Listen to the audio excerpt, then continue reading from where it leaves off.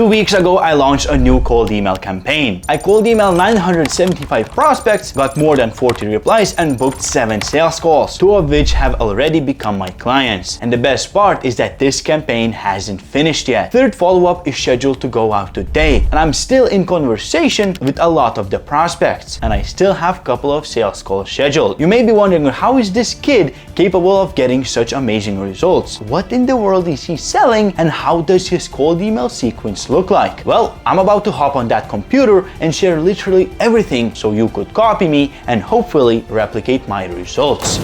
Okay, so this is the sequence I've been talking about. Now, before everyone goes bonkers and rogue in the comments, let me be clear. Yes, I do work with Salesforge. Yes, this is a channel about Salesforge and cold email, but I'm only a contractor for Salesforge. I have a bajillion other projects that I work on, for one of which I ran this cold email campaign. So I'm not being biased here. I've been using Salesforce since January this year. I've been paying for my mailboxes and domains in full. I've been paying for the Salesforce platform from my own money long before I became an employee or a contractor at their company. So yes, I will show Salesforce products in this video, but that's only because I actually use them myself. I'm not pitching you something just because I work for this company. No, right here you see my own personal results that I sent after hours when I'm not working with the company. When I'm working on my own projects, and you'll see that completely once I show you the copy and everything. So with that being said, let me start off with email infrastructure, because honestly, that's where everything starts. I use Mailforge. I spun up some InfraForge domains and mailboxes as well, but for this campaign, I used Mailforge. Now, why email infrastructure is so important, you may wonder? Well, because if you use shared infrastructure where a lot of bad actors hang around, an infrastructure that doesn't follow the best email sending practices, yada yada, you're not going to have great results. Your whole the IP you use will have low reputation, meaning that your domains will suffer, your mailboxes will suffer, and you won't get great results.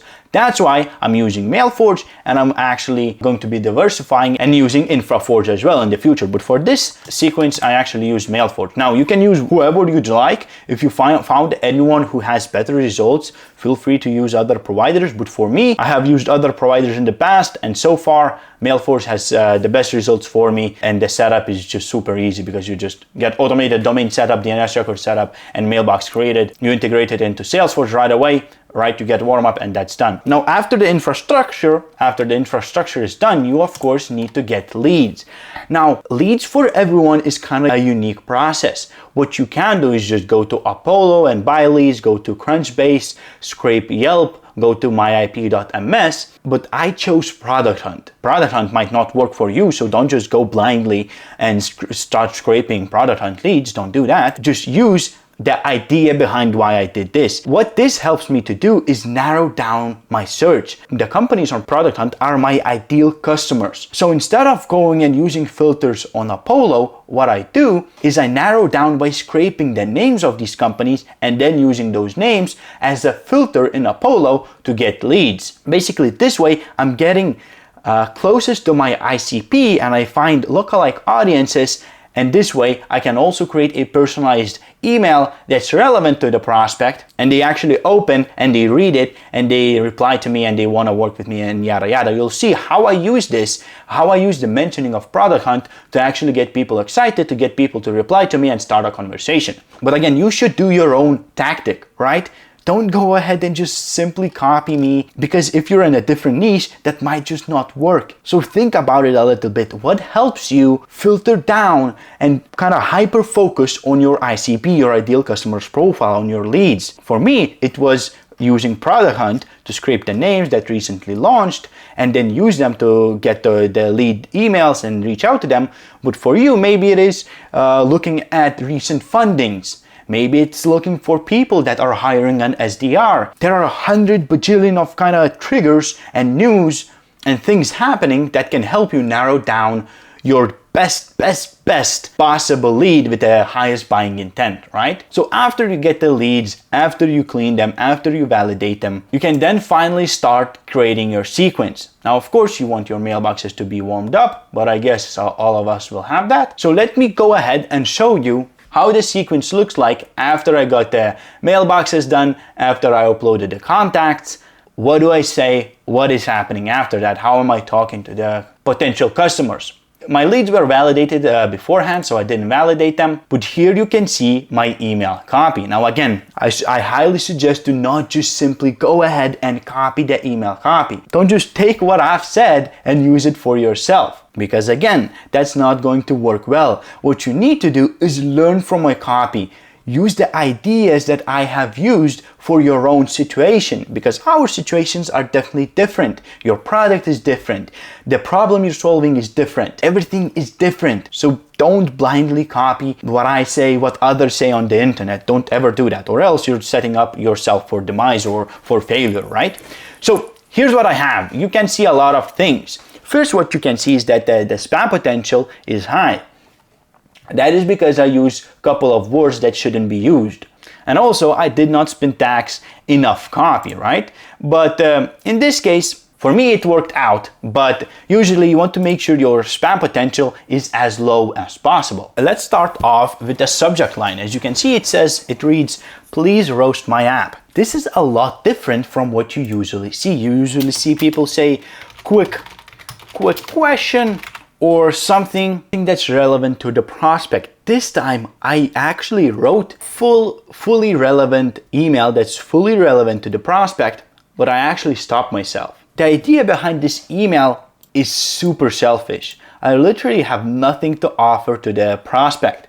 That's why I wanted to be open. As you can see, the subject line and the preview text right away lets the prospect know that the email is here all for me. It's just gonna benefit me, not the prospect. Well, truly it will benefit the prospect, but here is just me asking for help, asking for assistance to roast my app. Basically, I made an app. It's kind of currently in beta in MVP stage, right? And I need beta testers, and this way they will actually get the services for a fraction of the price. But I open up the email by breaking the pattern. Everyone else is, of course, trying to benefit the prospect, do all of that stuff, and that's great, that works. But what I'm doing here is turning everything around and being selfish. That gets the prospect to open the email, to read the email, and as you can see later on, it shows how it can actually benefit the prospect. So in the end, it still is an email that focuses on the prospect, right? Because I will still give the prospect a lot of value if they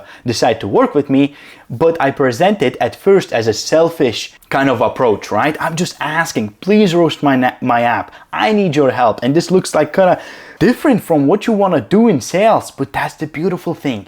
That's what you want to do. You want to break the rules. You want to break the patterns, right? And here I just simply say what's the situation. I give the context that I made an app, make content, TikToks and Reels personalized to your company, right? And I'm highlighting the benefits of that, which is kind of a pitch in itself, right? I'm not selling anything yet, but if the prospect decides to work with me, they can expect these benefits. So it's kind of a pitch hidden, but it's not a real pitch. So as you can see that. And the wording is not formal. I mentioned smackaroonies instead of dollars and money. Later on, I share emojis and stuff. But as you can see, the offer here is just hidden as context, right? I'm not selling anything. I'm just sharing the situation. Like, I made this app, right? And I'm sharing why I need their help. In this way, I'm actually kind of pitching them as well at the same time, because they read the benefits and they might be like, oh, this might be useful for me, yada, yada.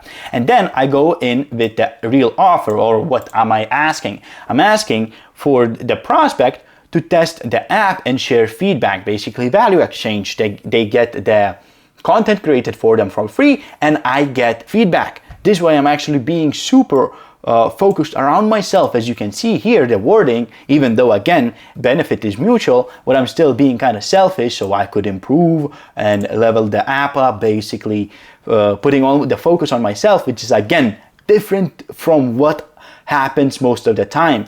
And then the call to action is super simple. I'm not asking them to hop on a call. I'm not asking them to become my client. I'm not asking for any commitment. All I'm saying is that reply yes. A simple thing like that takes literally no effort, which is why I got such a high reply rate. And I'll share a video that I made for Product Hunt, and that is funny as heck, right? And kind of breaking the pattern here by being informal. Now, This is the exact reason why I scraped leads from Product Hunt and why I'm mentioning Product Hunt. Because these companies have launched on Product Hunt, they are all relevant with Product Hunt. They know Product Hunt. Product Hunt is a giant. So they are interested to see how did I make a video about Product Hunt. I mean, I could have said their name, right? But then I would need to go and work and make the video for them. But basically this saves me all the work. And as you can see, I never used company's name. What I wanted to do at first is say I created an app that creates content, TikToks or Reel, using their name, company name information. But I switched it to your companies because that looks less like a cold email. If I replace this with a variable of their company name, it kind of looks automated, right? No one would say that. So again, I thought about it from the prospect's POV, and I thought this would be a better way, and turns out it was. So again, let's circle back to the CTA. CTA is soft CTA. I'm not trying to sell anything yet in the email. I'm trying to start a conversation, showcase a sample I made for Product Hunt. Maybe they will be interested then. They will see what I can do for the fraction of the cost. They will maybe want a sample themselves. Or simply hop on a call and see how it was done, which was the case with a lot of people. And this generated a ton of positive replies. I got people asking to hop on a call right away before I even shared the video. I had people booking a call after they saw the video because it truly is funny as heck. I think I can show you it right here, all generated with my app if you wonder what the video is about. The app I'm pitching is a content creation app that helps you create content, right? Now after this comes the follow-up number 1. I will totally have 3 follow-ups and I'll tell you why. I mean 2 follow-ups and I'll tell you why in a bit. But here's the second follow-up. Here's the video I was talking about, or my app generated for Product Hunt. This is again Spintax, and then I shared that video I was talking about. You shouldn't be afraid to send links in follow-up emails. It's just a rule that you shouldn't send any attachments in the first email, right? In the initial email. Follow-ups is fine. You can send GIFs, you can send videos, you can send links. It doesn't affect your deliverability as much because your email has already landed in the primary, right? So here is the video. I basically just skip waiting for their answer of yes, and I right away shove the video down their throats, which maybe is not the best way because the follow-up emails didn't get as many replies. But this is what I did, and this is something that I should learn from. The CTA is super short. Let me know if you want me to show a quick video or a demo on how the app works. And lastly, another follow-up, second and last one, saying that I know you're busy, and I'm going straight to the kind of pitch. If you want to see the app, it's vidrain.com. So if they want to check it, they can still check it if they forgot to see my email or if they see it in the future, right? So it doesn't go under the radar. And I also give them an option to kind of reach out to me if they ever want to test it and see if it works for them. So this is kind of like a breakup email because it's the last one. I won't reach out anymore, but it shares all the information that I would have pitched them on the call or something. Like the app is Vidrain, and if you want to use it, right? Why in the world would I only send 2 follow-ups? Well, everything actually, the thing about that is that every time you add more follow-ups, the results kind of diminish, right? You have diminishing returns, meaning with each follow-up, let me go back to the sequence, with each follow-up you get less and less replies. Now, meaning that it's not really worth it to have any more than 2 or 3 follow-ups because you're just wasting your kind of what your mailboxes can do, because you can only send 30 cold emails per mailbox per day. So it totally makes more sense to stop the sequence after 2 or 3 follow-ups and reach out to the new people. Prioritize new leads rather than following up with old prospects. Because also after 2 or 3 follow-ups, your chance of being marked as spam increases while the reply rate diminishes, right? It simply doesn't make sense to keep reaching out and following up if your spam rate increases but reply rate diminishes, right? So it doesn't simply make sense to send out more follow-ups in, I don't know, any case. Maybe if you're doing some B2C or something for your own niche, but here, not really. So I would highly suggest not to do more follow-ups than 2 or 3. I'm even thinking about ditching this, even though it has higher reply rate, the second step, but we'll see once it's done how it's doing and what's up. So let's continue with the sequence. Now the schedule was sent, of course, in my prospect's time zone. Basically, I'm targeting people from USA. So simple as that. And the settings are also simple. I used all my mailboxes that I wanted to use. I did not track open rate, which is never do. You should never track open rate unless it's your first time sending cold emails and you want to test your subject line. But as I know, my subject line is great. It works great. I track everything with replies. If I don't get replies, I turn the open rate back on to see maybe I'm not even delivering, but that hasn't happened in months. So I never turn on the open rate tracking. I'm not tracking any links. I'm sending emails as plain text only to, again, strip away any link, tracking pixels, anything, and send just text, right? I also have bounce shield option on.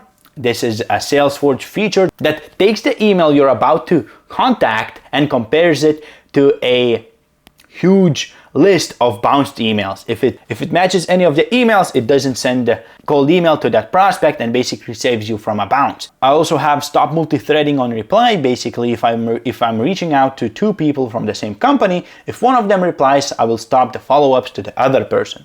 And that's simply it. And then I launched the sequence and I got these insane results. Now I'm going to actually keep adding contacts to this list. And if you would ever want to see me doing all of this live, from scraping leads to writing the email copy, please let me know down below.